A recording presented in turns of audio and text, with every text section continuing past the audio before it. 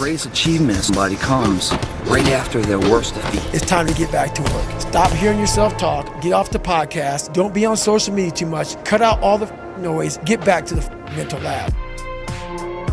This arc is an apology to yourself, an apology for wasting time, an apology for holding yourself back, and an apology for sabotaging your own success. See, if you're watching this video, you're obviously sick and tired of being sick and tired. You've had enough of being average. There comes a day where being average, being mediocre is just sickening to you.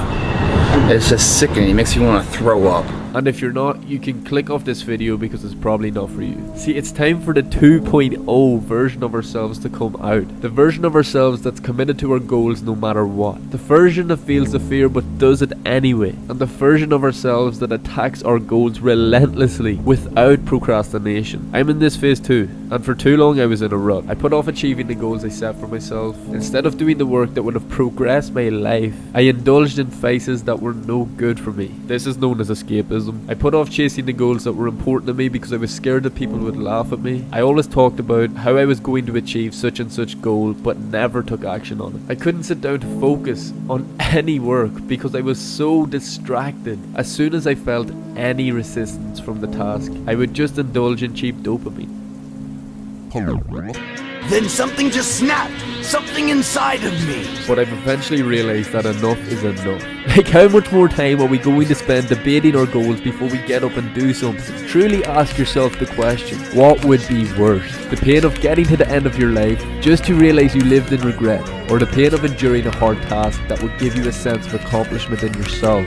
You know the answer, so let me tell you how we are going to make the greatest comeback of our lives and evolve into the best version of ourselves. Time for 2.0. You've got to disappear and spend a few months improving yourself. I don't mean in some emo antisocial way, but instead the Sasuke Uchiha way. See, Sasuke is an Avenger who was written to have a single goal-orientated mindset. What I have is not a dream, because I will make it a reality.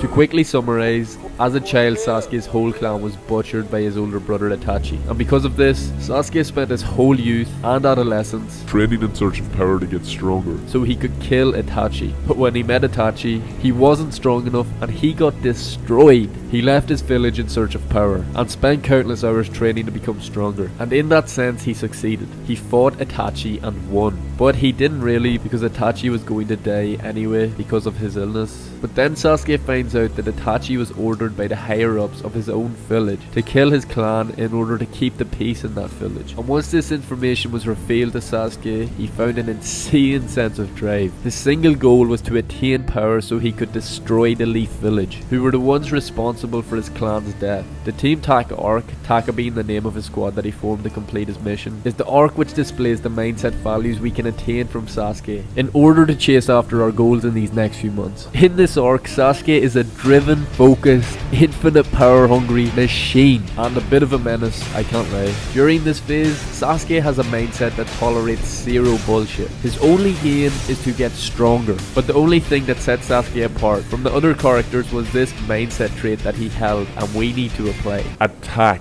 Sasuke attacked every goal with unwavering confidence. If he had the fear of fighting an opponent stronger than him, it didn't matter. He attacked. All of his goals he attacked. Every opportunity he attacked. He never complained that his tasks were too hard. He didn't care because his goal was more important to him than some temporary pain. The only thing on his mind was success, and he was willing to take the necessary risks to achieve that. So for the goals you have set for yourself, you must attack.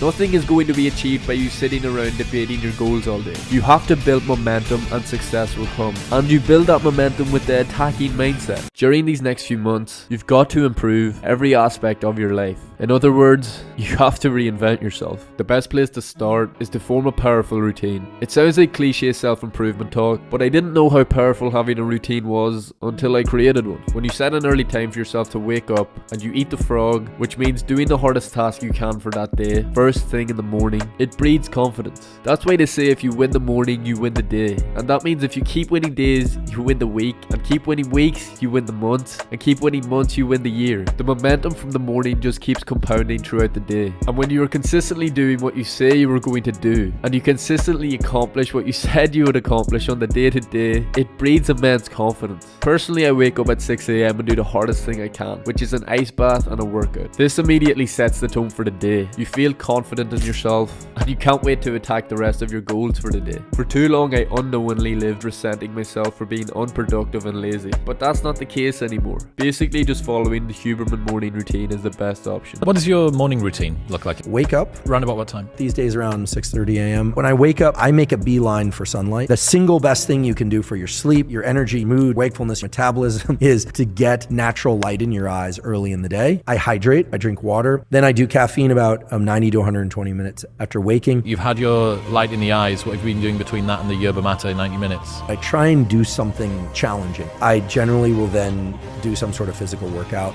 And you're taking yourself up until 10:30, 11 a.m., something like that? Yeah, and then I'll eat my first real meal. I was always so curious on how people were able to not care what others thought and had that zero fucks given mindset. And I've realized a way you can achieve that mindset is to push yourself every day by doing a hard task. Like this morning, it was freezing outside and I got up and had an ice bath. At the time it felt terrible, but now I feel so at ease. I was nervous before getting in, finding excuses in my mind on how I could bitch out. But after doing it, I just felt so confident in myself for being able to overcome the fear. So you've got to find something that's hard for you to do and do it. Of course, don't think I'm perfect because I'm still figuring things out. But these ideas and practices have been helping me. I realized I was a master at procrastinating, but recently I've really been procrastinating a lot less. And that's because of some productivity hacks I learned. I got these ideas from some great books and podcasts I've listened to, and they've been a game changer. I started not eating until midday and have started avoiding carbs until the evening. This is because the fasting keeps you mentally sharp, and by avoiding carbs you don't get that sleepy feeling after eating. There's also an advantage to keeping insulin low.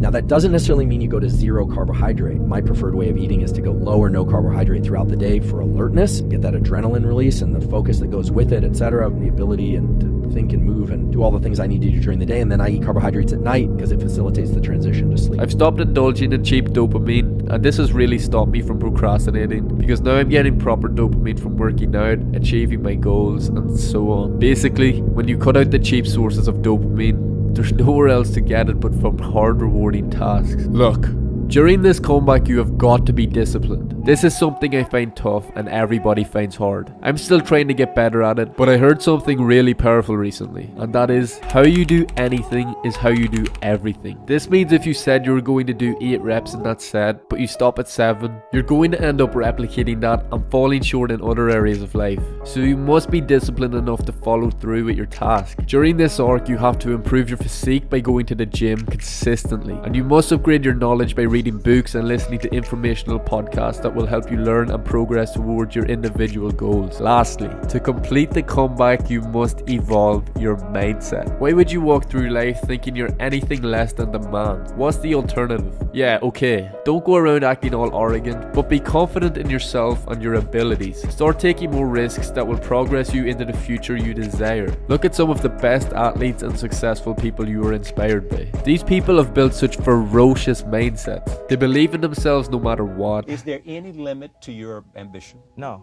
Or any limit to what you think you can achieve? No, because I think right now, if I was to quit rapping and I say I want to go to the NBA, I would be in the NBA. No, you would. Yes. No, you would. Yes, I would. No, you wouldn't. Yes, I would. Why would you think you could make it to the NBA? Because I think I could do anything. And they use the pain they've went through in life as fuel to succeed, and you can do the same. Whatever shit that has been weighing you down, realize that you can use that pain to motivate yourself to get stronger. And remember, this is the comeback arc. Peace.